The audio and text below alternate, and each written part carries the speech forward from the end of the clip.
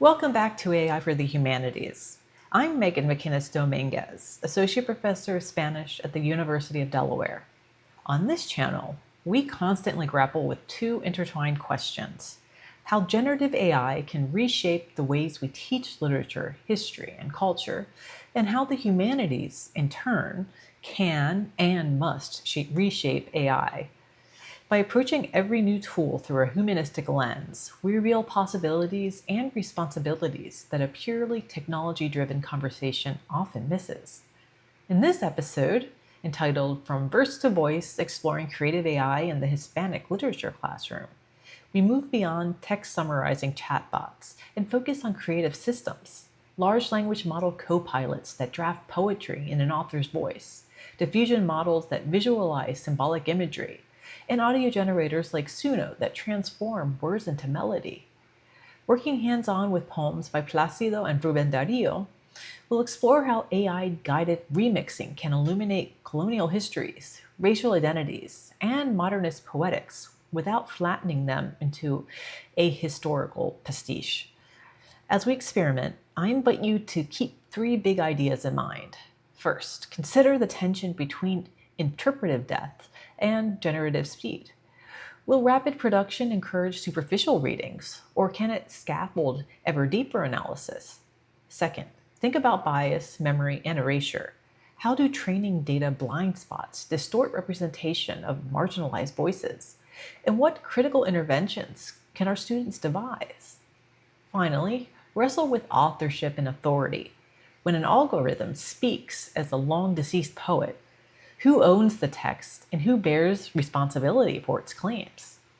By the end of the episode, you'll have concrete classroom strategies, along with the critical vocabulary, to treat creative AI as a true dialogue partner rather than a shortcut or a replacement.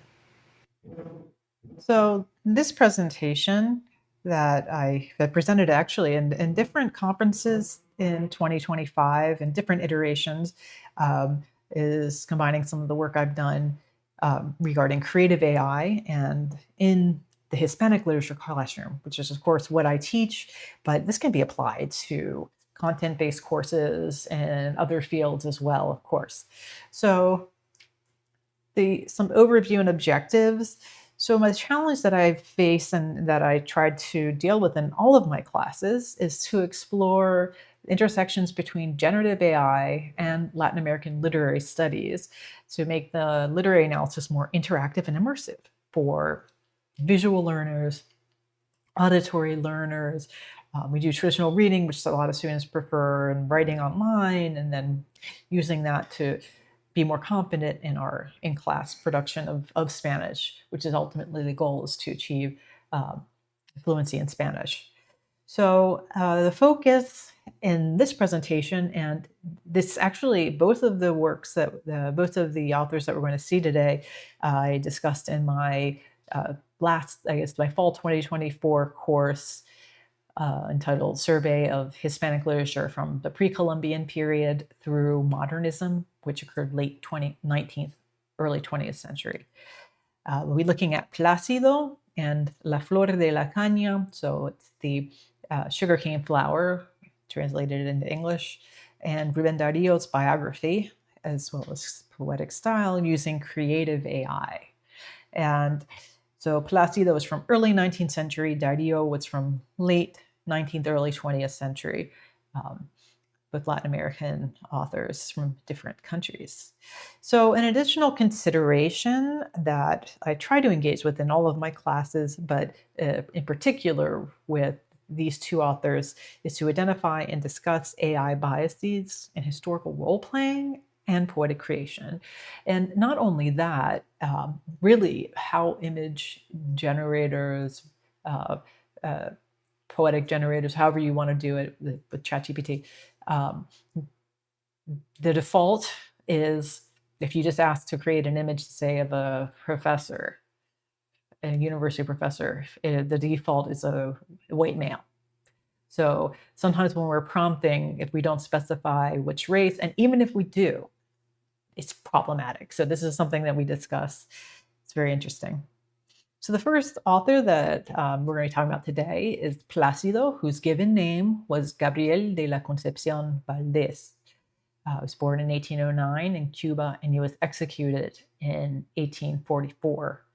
So he's early 19th century. He started out as a neoclassic style poet and then shifted to Romanticism, which was one of the predominant forms of the 19th century. He's a renowned Afro-Cuban poet known for romantic and politically charged poetry. And so he is of mixed race with African and Spanish, I guess, identity. And the issue, we have to think about a little bit about the context of the 19th century. During this period, when he was alive, Cuba was still under Spanish rule. And it wasn't until 1898 that they gained independence from Spain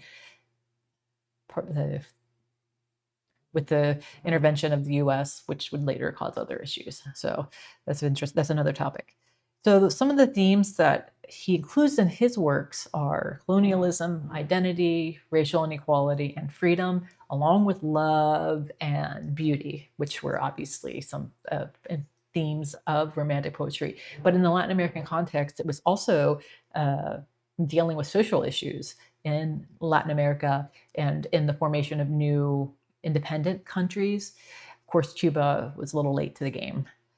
And he was executed in La Escalera conspiracy because he was fighting for abolition of slavery in Cuba.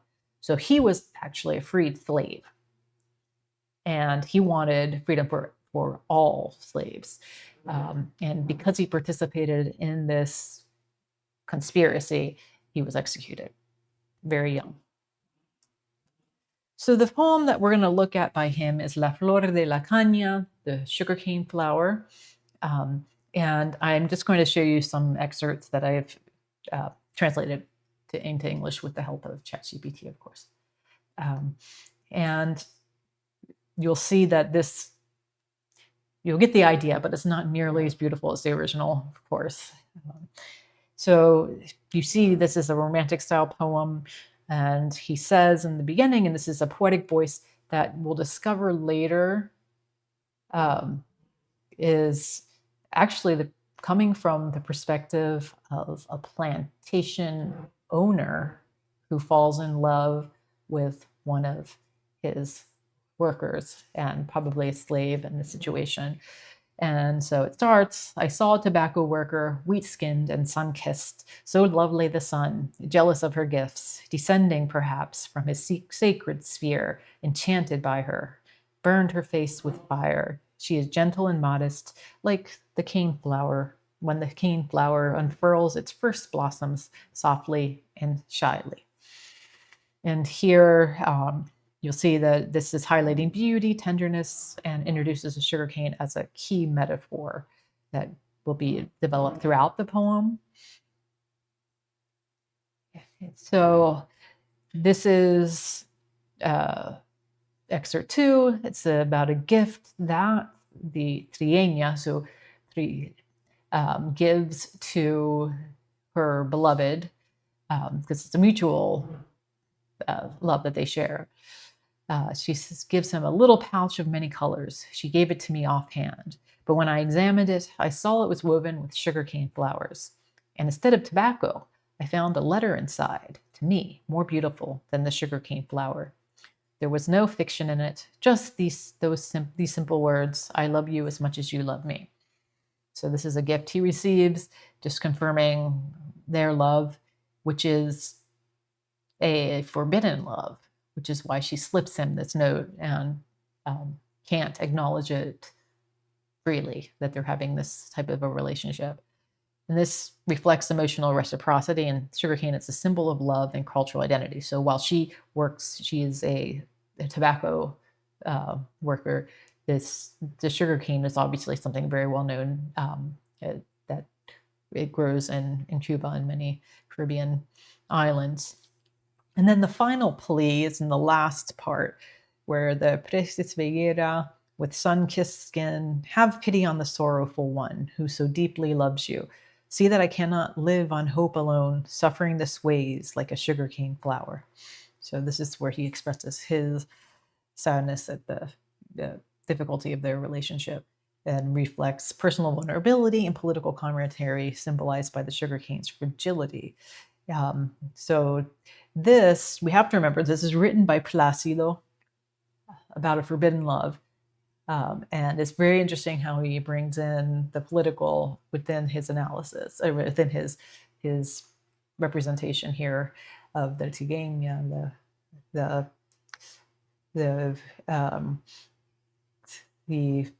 sugarcane flower, and the representation of their love. What I had students do, and this is something I like to do, especially early on in a class where we're discussing any type of literary work, it doesn't just have to be poetry, is that I ask them to imagine the scene, the scene of where this would take place, what it would look like. And I have them work in groups, and what they do is they come up with a creative prompt. So I've had students, if you don't give them that type of guidance, they'll just say, create an image of la flor de la caña, for example. And if the AI knows the work, then they might come up with something that was remotely interesting, but it often will just say, oh, it's talking about sugarcane flower. Let's just give that image.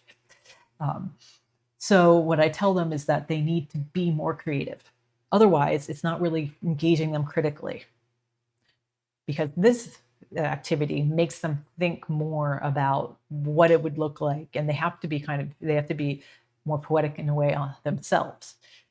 And the first group, I don't have all of them here, but a white sugarcane flower in a field. There is sunlight and the sky is blue. Next to the flower, there's a piece of paper and a pen. The image represents the beauty of nature and poetry. So this is the prompt they put in to ChatGPT for OpenAI. And you'll see that it's maybe echoing the romantic style that you might see, but it doesn't know where this is coming from unless it can interpret it to be related to the flor de la caña. And it's a little clunky, but you get the idea of what the sugarcane flower kind of looks like. The second group asks for an image of a young trigueña woman with shoulder-length curly hair, stands in the countryside. She wears a light-colored dress with bare shoulders. She smiles slightly and holds red flowers in her hands. Behind her are trees, a blue sky, and a few clouds. The image conveys peace, beauty, and nature, and they also use ChatGPT. So sometimes we experiment with other image generators like Flux, or you can do Adobe Firefly. I, in this presentation, have used Midjourney for the creation of the images that I use, and I like that. You have to pay for that tool, but I'm able to train it, and so it knows what type of images I like, and it produces, I think, superior outputs. And this one is of how they might imagine the cigana, and I think it's kind of more symbolic of it looks more like a woman today than perhaps at the time, but it still has gotten them thinking about the scene. And we then discussed that. So what's good about these images and what is lacking? So we're not just analyzing the text, but we're also analyzing how AI creates images, and perhaps some of the biases or the problems that it has in creating images that are perhaps more time appropriate. But as you see also, they're not saying what time period in the second prompt that this is referring to. So that's probably why it created a more modern image. So if we were going to redo it, maybe we could be more specific. So the outcomes, using the visuals, we launched into a discussion about the themes and messages, which makes sense. And students' visuals are based on the poem imagery, obviously, sugarcane flower, the described woman. So one thing that was interesting is that students found it more difficult to create an image on the political undertones of the work, in part because they didn't get them in the beginning of the class, right? Um, that was something we had to discuss because it's not mentioned anywhere. Oh, I'm a plantation owner. I'm trying to have this relationship with my one of my workers. It doesn't say that. That's just something that with analysis of the poem you can really start to see. And now I want to show you a tool that I've been using not in the fall semester of 2024, but I started using it in 2025 in my spring course. And what we did was use Boodlebox to organize our chats, share students' prompts, and have a way to use different AI tools all in the same chat. And this is a service you can use for free, or you can get a paid version and have your students be able to have access to more of the AI tools. So this is what Boodlebox looks like. If you just go to box.boodle.ai, and it's free to set up an account, and you can use the free version. And that's actually what I did last semester, because the license would involve students paying a monthly fee to use it, and unless you can obviously get a grant or something like that. Which we have for actually at a trial run for next semester in a AI fundamentals course I'll be co-teaching. So you could still use this as a free tool as well, which is pretty cool. And by starting a chat, and you can see here on the left that I have chats from some of the stuff I did last semester. I didn't use it before then. And we critiqued the summary of one work, and we found that it was totally wrong. So that was really an interesting activity, and some of the things that I've done in my classes, and creating chats, and then having students work in the chat to respond, to ask questions, and you can upload like a source that you wanted to use. So it does better if you do that, like most of these AI models. You can upload a source, like a text that you're going to be analyzing, and then engage with it. And the really neat thing is that you get to choose your models. As you see here, it has Perplexity, Claude. This is the free version. So you see it might not have the most recent versions of these tools. If you do have the paid version, you have access to them all. So that actually ends up being cheaper in a way if you want to use ChatGPT, Gemini, and Claude. If you pay less than you would for all these different subscriptions by using this tool, which is actually really neat. So I'm looking forward to that next semester. But as you see here, these are the free ones. There's image generators, there's help bots, prompt bots. It has a list here of all the AI models, and as you see, it has Claude, Gemini, Inflection. It has all these different tools. Mistral from France. It has its own Boodle bots that it's created that you can use for many, many different things, like analyzing academics. It has accounting, career. It has writing tools, research tools, so many different custom bots and Boodle bots that you can use. So for my image generator, maybe we'll use Flux. Flux is an image generation tool that is pretty well respected right now in image generation. It can create photorealistic images, but like any of these tools, is not perfect. So we want to try to create an image that has to do with maybe some political themes of the poem.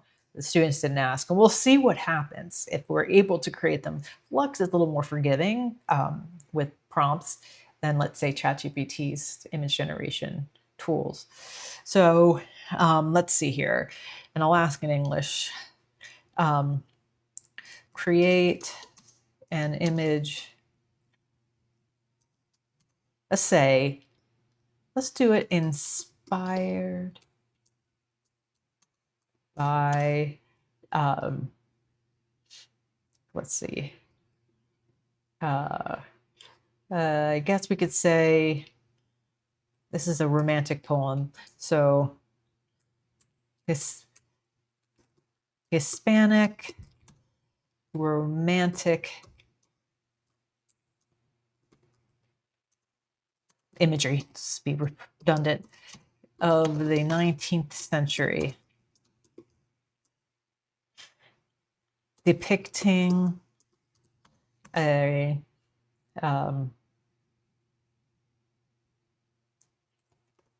an Afro-Cuban woman that is in a forbidden romance, because it's not stated in the poem, but this was obviously not condoned at the time, but obviously in reality was a practice that happened, not everywhere. So in a forbidden romance with her, say, an Afro-Cuban, let's make this more detailed. I wonder if it's going to know what it's reading.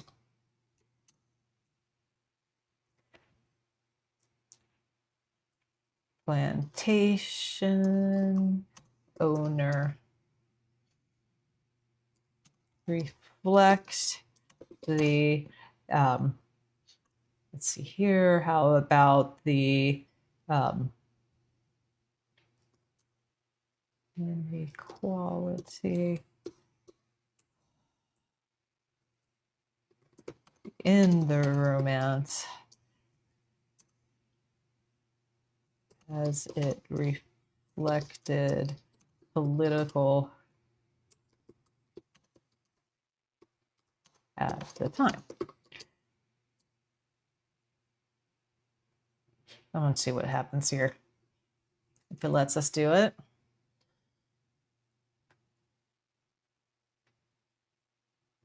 It's taking its time. These things to do. It's analyzing it. It's doing something. So this might actually work. I know my colleague Persephone Brahm tried to create images reflecting political tensions, things that are happening now, racial tensions, and these tools wouldn't do it. It required quite a bit of prompting. Even if you're not asking for something that's either too racy or controversial, really. So this is kind of an interesting image. So I don't know if this reflects the clothing of the time. A trigueña would not be wearing such an elaborate dress, as you can probably imagine. It's a fairly nice image, but if you see the man up on the building, the supposed plantation owner is also Afro-Cuban. So this is, it didn't get that I was asking for a white male there because I didn't say it. And I don't know, maybe it prefers to not depict interracial relationships. So we can go back to it and see if we can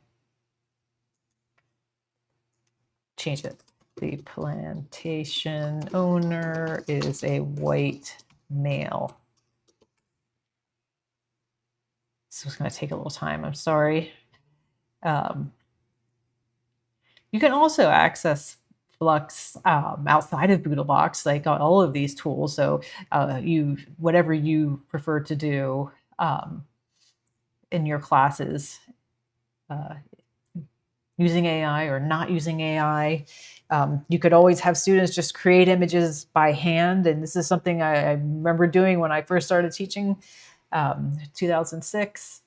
And it Uh, some liked it, but many did not.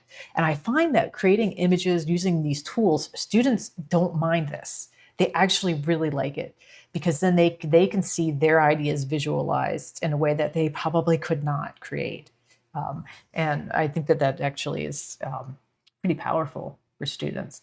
And here you see this, can't tell if it's any better. Nope, it doesn't want to do it. So this is really interesting. And I think this is definitely something that you can bring up with your class. You can discuss bias and you can discuss the limitations of these tools.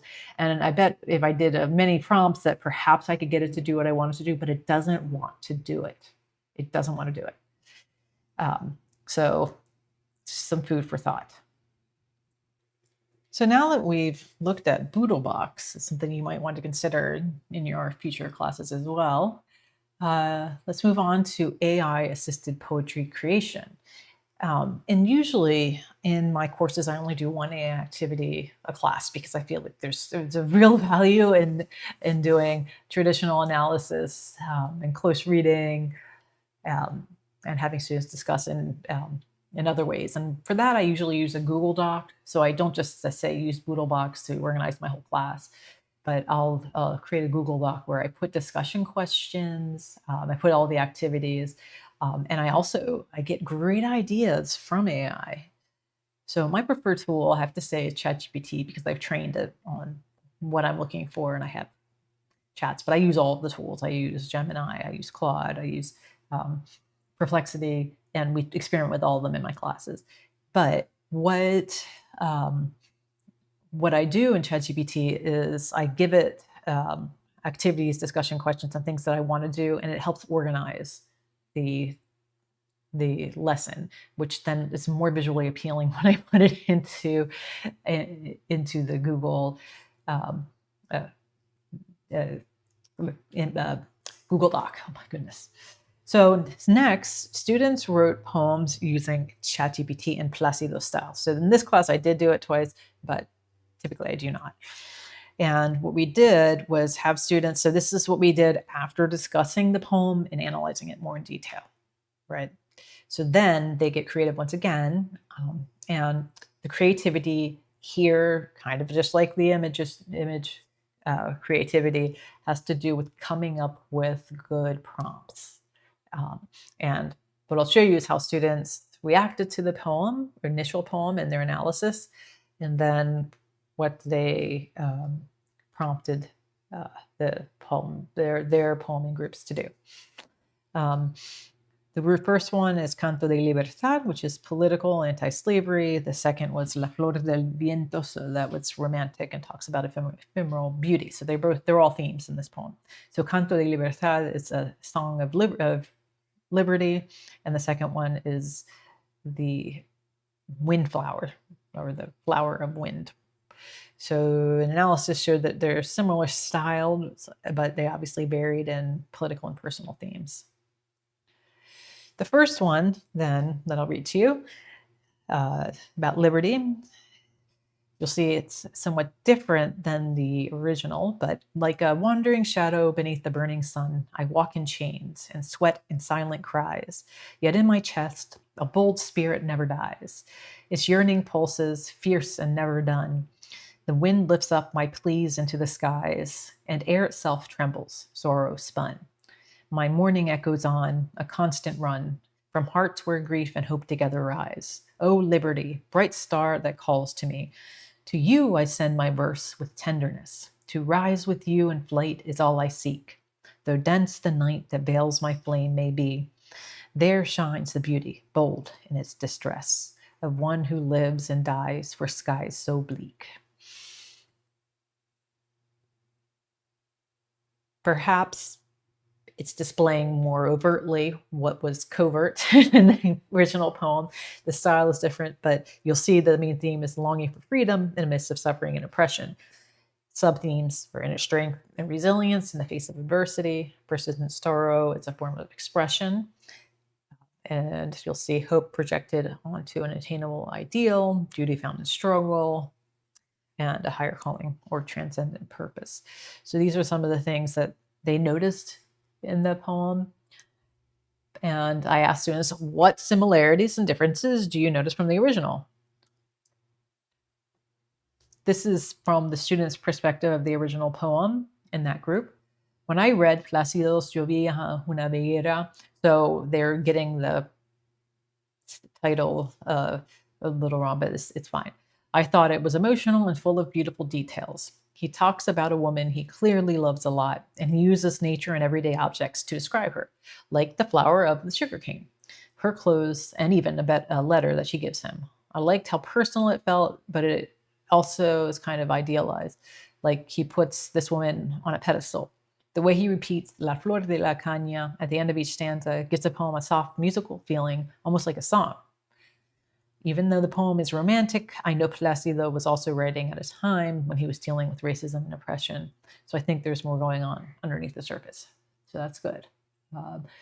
This is sometimes when they work in groups in Music Google Doc, I have them write it out. And this was one of the students' perspectives. And obviously, all of this is done in Spanish.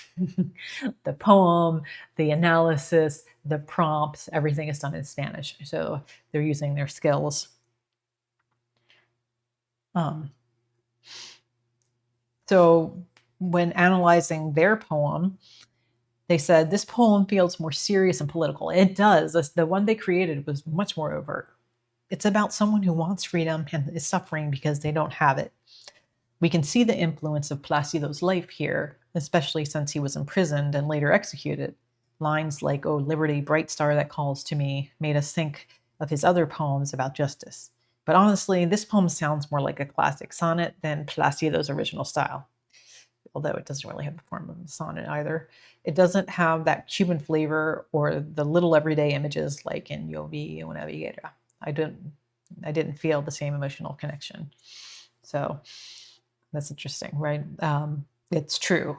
I like how they didn't feel the same emotional connection with the original. It was just so much better written. But not that ChatGPT's poems are bad necessarily. They're certainly better than what I could write and better than what the students could write. And if you just ask them to write a poem on their own, they need time to do that. It needs to be a whole class dedicated on doing that. And it causes stress for a lot of students. In the past, I would do this. We would create images by hand of scenes from poems and other works, but I found that it was very stressful. So being creative in their prompts allows them to make something that they probably wouldn't be able to do on their own, even if it's not perfect, but it's certainly superior perhaps to what we would do. So the second poem that's more romantic and about beauty, this goes, beneath the sky's blue mantle, a flower blooms in the sand, fragile like the hopes we hold that rise and soar in open land. The wind rocks her in stillness, her crystal petals sway. They dance with silent whispers, a soul that drifts away. O flower that softly sighs, you are shadow, you are light. You tremble in the fleeting breeze with the dawn as your plate. Your essence is a gentle song, an echo lost at sea that fades into sorrow of a tender, brief goodbye from me. So am I, just like the wind. I kiss you, then I part, carrying in my motion what weighs upon the heart. Windflower, fleeting bloom, though you vanish from my view, your beauty, once so near, becomes my tenderness for you. So this one is a little bit closer to the original in style and in rhyme scheme. So that's interesting. But you'll see here that the theme is more about the fragility and transience of love and connection. Nature is a reflection of emotional states, sorrowful parting or loss, enduring memory despite absence, and the soul's quiet yearning. So this is very different from the original, from this first on the left. So in the group, they came up with this. This one reminded us of Plácido's Beira poem. It also uses the image of a flower, and there's a feeling of softness and sadness. We like lines like "You are shadow, you are light," because it feels poetic, but still understandable. It doesn't tell a full story like Plácido's poem does, but it captures the same kind of love and admiration. It even has a repeated phrase at the end of the stanza. It's kind of like la flor de la caña. So they noticed this one was more similar to the original, but we all agree that it's not nearly as good. And it's still kind of interesting.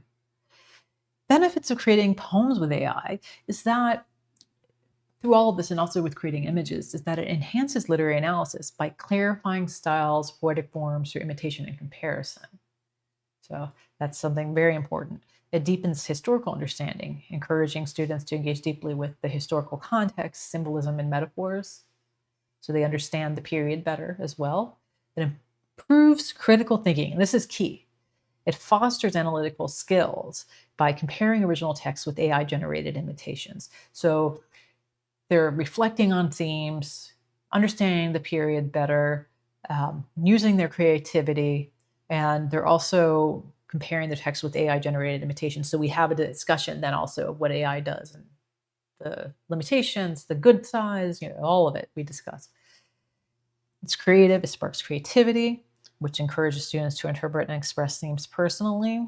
It's accessible, and it makes these older texts more approachable by bridging language and style gaps as well. Very important, especially when teaching older. This is not just true for Spanish, I'm sure, when teaching older English texts, the same thing. And collaborative, and that's all of the activities I try to do in class where we work in groups and they're speaking, which is really the goal of any Spanish class, whether it's language or literature.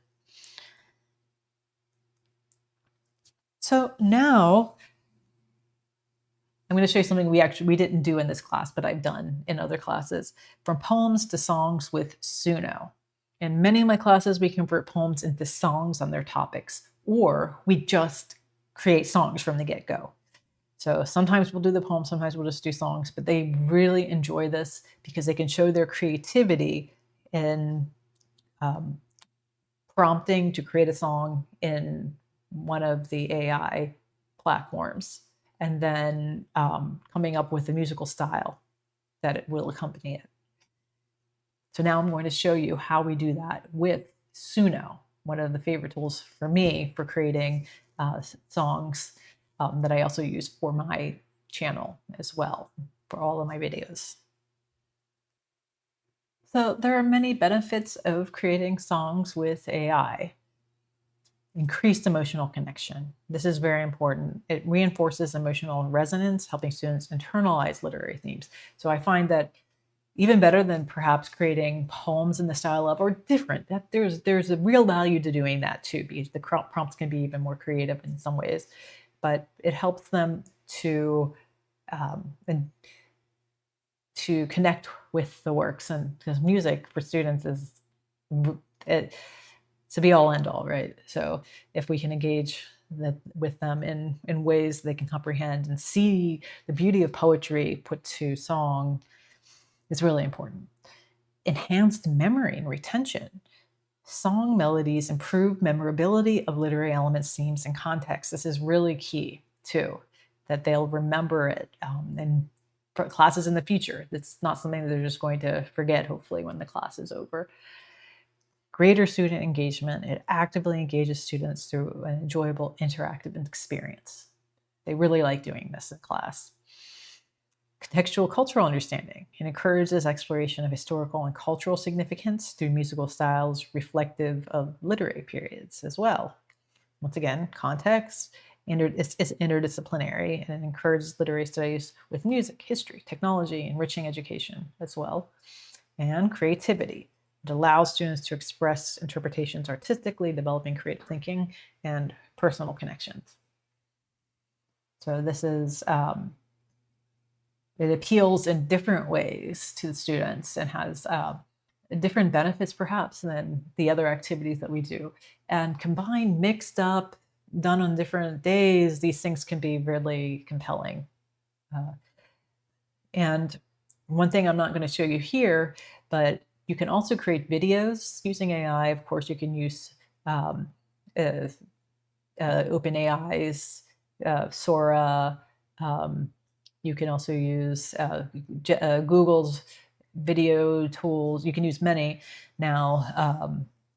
typically you have to access them through a paid plan, but students don't have to. What I do with, if we create videos, they're pretty short, but they can see kind of maybe the scene in motion, which is stemming from image generation, can be very compelling for students as well. And when I've done it, it hasn't been great, but it's really getting better and better. So this is something to think about as another way to engage students. And maybe I'll do another video on that in the future to show you how it works.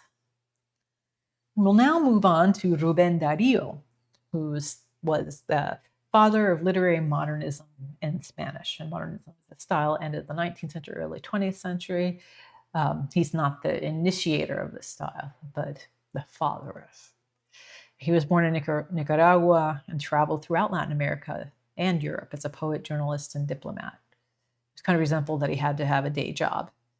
That's one of the things he talks about in this poetry. He said he's not understood by the masses, and the laments to that. A little elitist, but also very beautiful. Some of his works are Azul, Prosas Profanas, Cantos de Vida y Esperanza. And he's known for his innovative and musical style. It's influenced by French symbolism of the same period. It's very important, and exotic themes. And his legacy is that he revolutionized Spanish language poetry and inspired writers that would follow, like Neruda, Paz, and many others. What did we do with him? Well, we started this class out by discussing the biography, and this is typically what we do in my classes. We actually start with a presentation from a student on the work and the biography of the author as a way to remember what we've studied, and then we discuss the biography and the style, the movement of the author before analyzing the works. And sometimes what I do is I have students ask, let's say ChatGPT. You can do this with Gemini's voice function. Copilot has voice function now. Most of the models have this.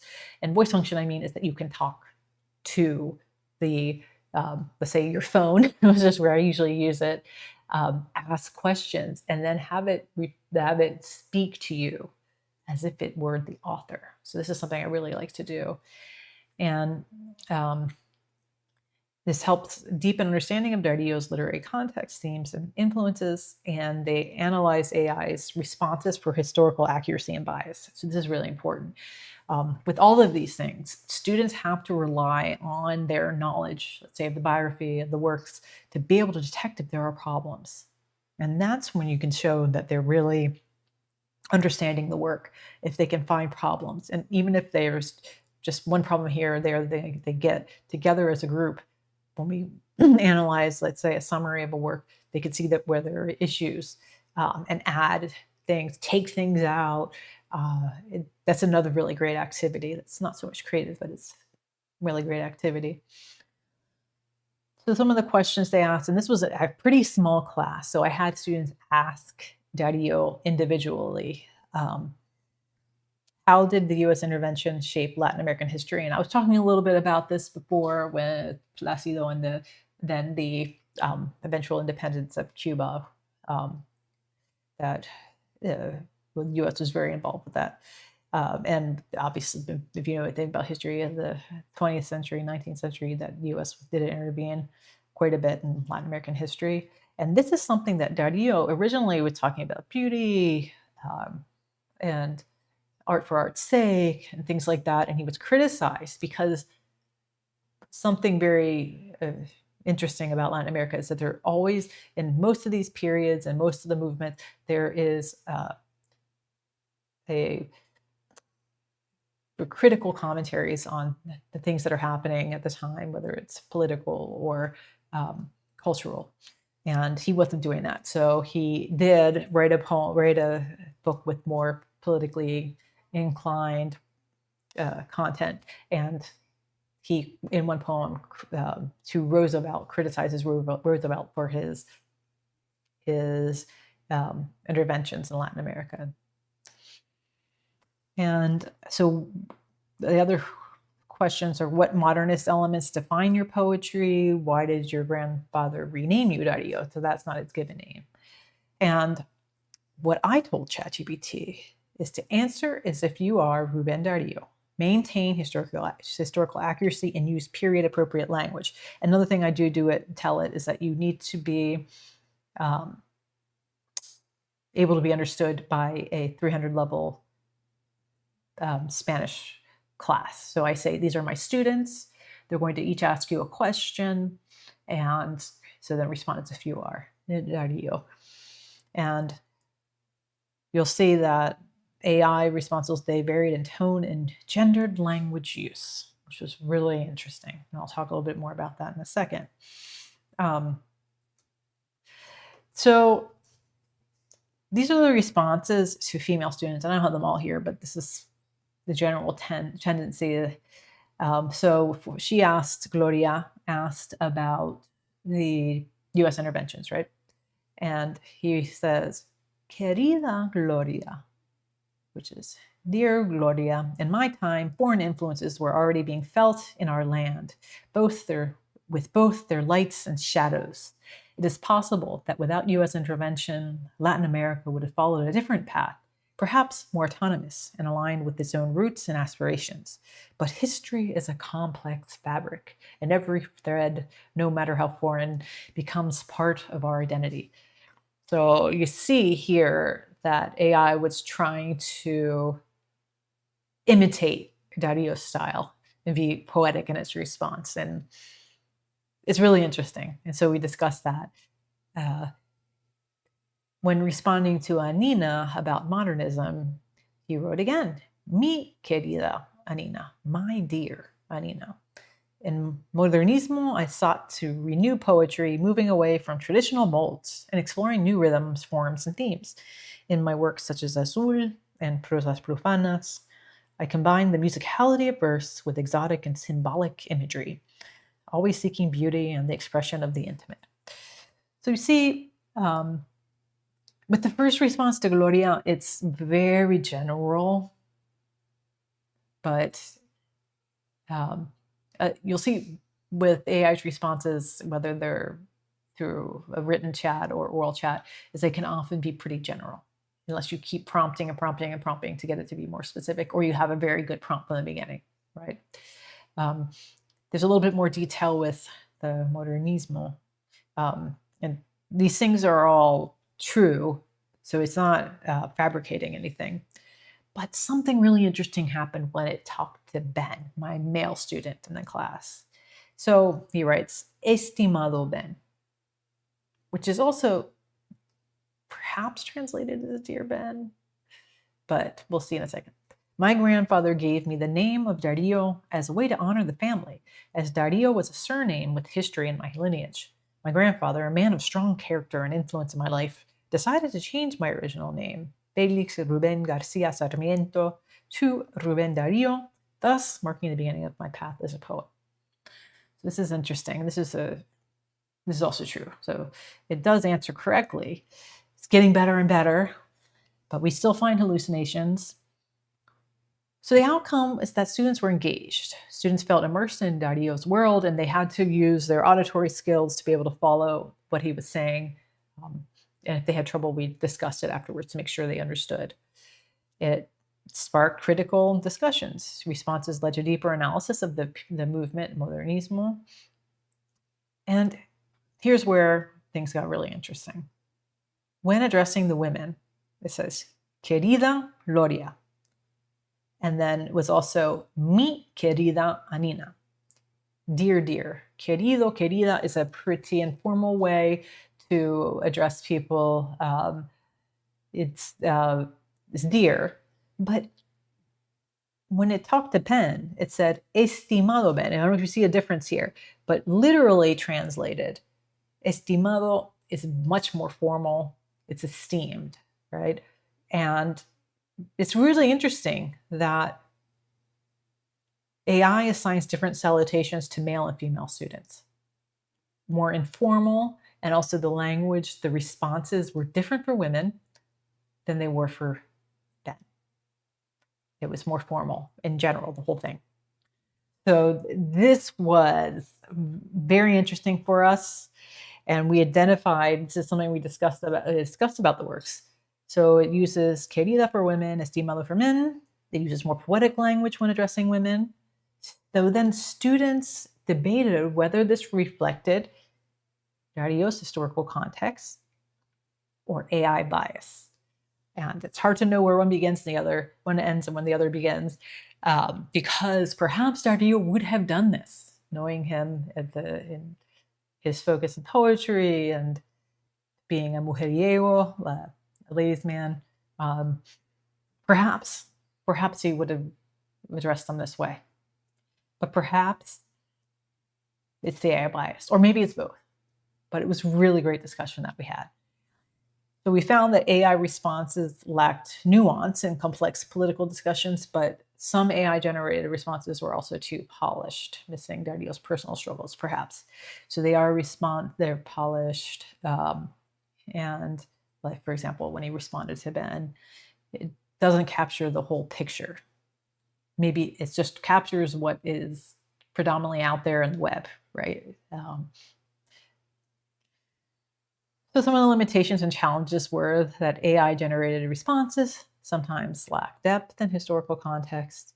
Bias in AI responses raised important discussions, but required me to intervene and really bring this to their attention, because they didn't really understand. Well, my heritage speakers did understand the difference between querido and estimado. So students needed guidance to differentiate AI-assisted insights from traditional analysis. And there is a risk of over-reliance on AI. It can reduce engagement with primary text unless you give them the context and you do the meta-analysis. You do you take what AI generates and you add on. You find problems with it. You kind of make it your own. That's very, very important step. For future iterations, and this is something I did incorporate in the following semester, was to provide pre-activity AI training and provide students with strategies for critically assessing AI-generated content. And this is something I've done now. So I dedicate a whole class to prompt engineering. I had my videos from AI for the Humanities that, for example, on prompt engineering, things like that students have been able to view and we discuss in class. So I do prepare them more now for the AI context of my classes. It's very, very important to do that. So one other thing is that you see we use a lot of ChatGPT, but in following semesters, we did compare responses from multiple tools to identify differences. So using Boodlebox, that's so much easier to do. We did do that the semester before, but I find that it's easier with Boodlebox. AI is a supplement, not replacement. So encourage deeper textual engagement for consulting AI. So this is something that we do with the homework, but it's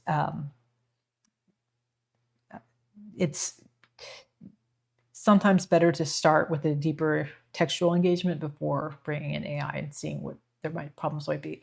You can start with AI and then add on, though. I think that there is a value in that, but that's not something you should do in every class. There's different types of works that you're going to be reading, difficulty level, and you need to tailor it to your class. And really important to include structured bias analysis. Formalize discussions on AI's limitations and potential biases every time you discuss it. I think that's really important. Students need to be critical of AI. I think they really need to be trained on how to use AI ethically, but how to use their own perspective at the same time. They need to think critically and not lose that skill, because that's not going to do them any good when they're out in the workforce. So this is something that we already saw in one of my earlier videos when I was comparing ChatGPT's voice function with Gemini's voice function back in the fall. And so I'm just going to bring back a fragment of that video at the end. And so this is talking about Juana, Inés de la Cruz, and coincidentally, this is in the same class as the other two examples. The 17th century nun from New Spain, and New Spain is now Mexico. So when ChatGPT's voice function was asked to modernize her poem Foolish Men about male hypocrisy in regard to women, it is the response you're going to see. And so Foolish Women is all about it's criticizing male hypocrisy relating to women and so premarital relations, essentially that men criticize women if they do this, but men do it themselves. So they can't criticize if they're doing it themselves, is what she's saying. So, Juana, could you write a modern version of Hombres Necios in 3 stanzas, specifically for a 21st century audience in English? Say it as if you're really annoyed.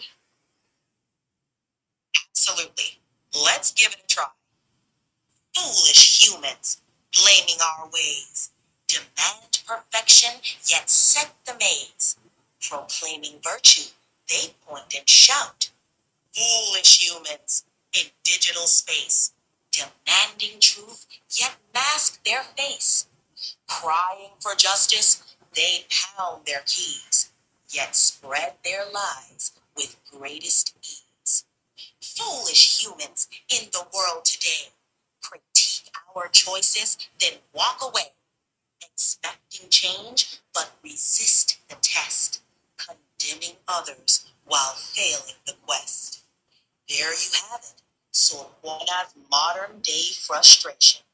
Well, that went a way I didn't expect. I thought you were going to talk to men from Juana's perspective today, but you're talking to humans from the perspective of AI. Well, could you explain this choice? I see the confusion. Well, given that we're using AI to channel Juana's spirit, I thought it would be fun to adapt her critique to the broader scope of human behavior in the digital age. It adds a layer of AI perspective to her timeless critique of hypocrisy and double standards. But I'm happy to create a version focusing on men from Juana's viewpoint if you'd like. No, that was actually better than I anticipated, so thank you. Today's journey reveals that creative AI can do far more than generate decorative content. It can serve as a provocation that encourages students and us to revisit the very foundations of literary meaning, cultural memory, and artistic value. Yet, every affordance we've celebrated arrives intertwined with humanity-scale questions that demand thoughtful stewardship. First, issues of authorship and authenticity take center stage. When Suno sings a new bachata in Plácido's voice, or ChatGPT drafts a Rubén Darío sonnet, past and present collide. Guiding students through this terrain reopens classic debates about intertextuality and imitation, now refracted through the lens of algorithmic co-creation.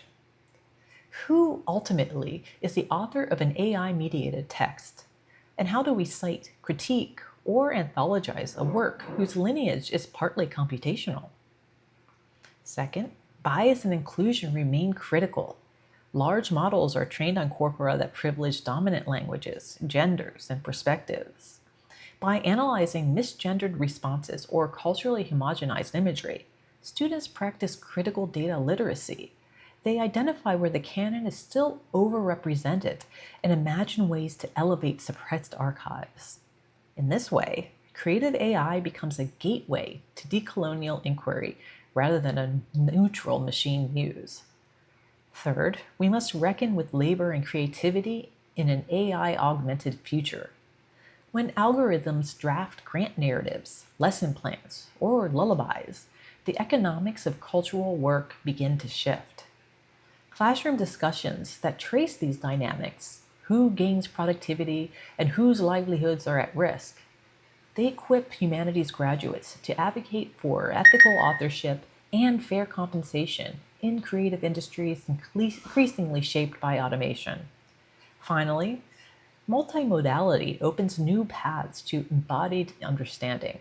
Turning poems into songs or metaphors into visuals engages students' sensory and emotional intelligences.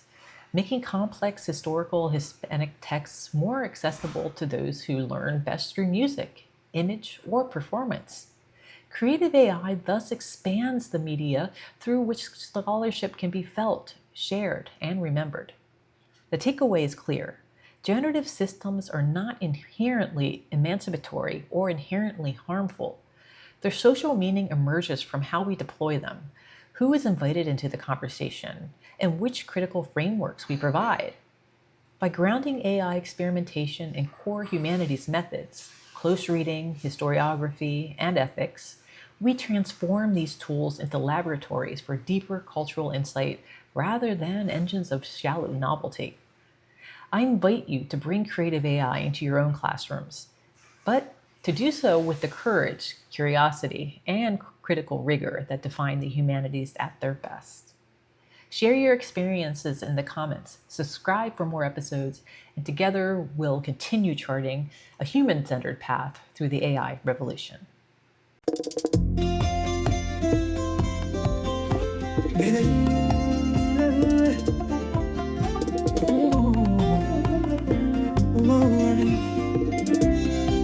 Con versos y recuerdos, la historia se escribió.